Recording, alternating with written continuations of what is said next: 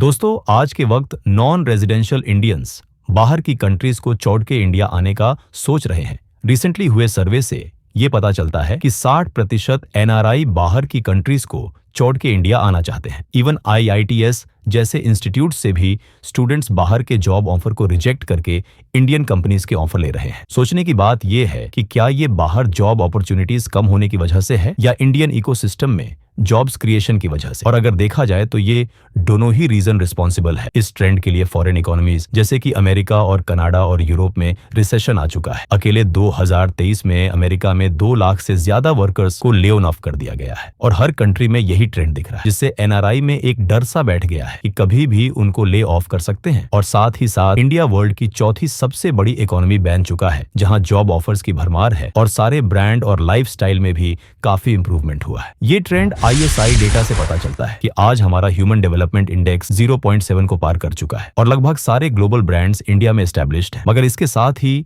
हमारे सिटीज में रहना बाहर की सिटीज का सिर्फ 25% एक्सपेंडिचर में हो जाता है। और ये जॉब सिक्योरिटी जब किसी एनआरआई को नहीं मिल रही तो वो इंडिया में आकर अपने घर से जॉब परस्यू कर सकता है। इसका सबसे बड़ा इफेक्ट ये पड़ा है कि आज इंडिया में हर फील्ड में जॉब मिल रही है, जो कि पहले सिर्फ इंजीनियरिंग या एमबीबीएस में होती थी। आज वही लोग अपनी रुचि के हिसाब से एजुकेशन परस्यू कर सकते हैं और इंडिया में अब वर्ल्ड क्लास फैसिलिटीज भी मिलनी शुरू हो गई हैं एजुकेशनल इंस्टीट्यूट्स में, जिससे जो यूथ बाहर जाकर एजुकेशन परस्यू करता था आज वो इंडिया में ही रह जाता है। आज अगर देखा जाए तो इंडिया नॉमिनल जीडीपी में सिर्फ 2 लाख पर कैपिटा इनकम दिखता है, मगर परचेसिंग पावर पैरिटी में यही इनकम 10 लाख पहुंच जाती है। क्योंकि जहां आप इंडिया में 20 लाख में जो लाइफस्टाइल एंजॉय कर सकते हैं, वैसा ही लाइफस्टाइल अमेरिका में एंजॉय करने के लिए आपको 1 करोड़ कमाने पड़ेंगे। ऐसे ही अपनी नॉलेज बढ़ाने के लिए लाइक और सब्सक्राइब करें।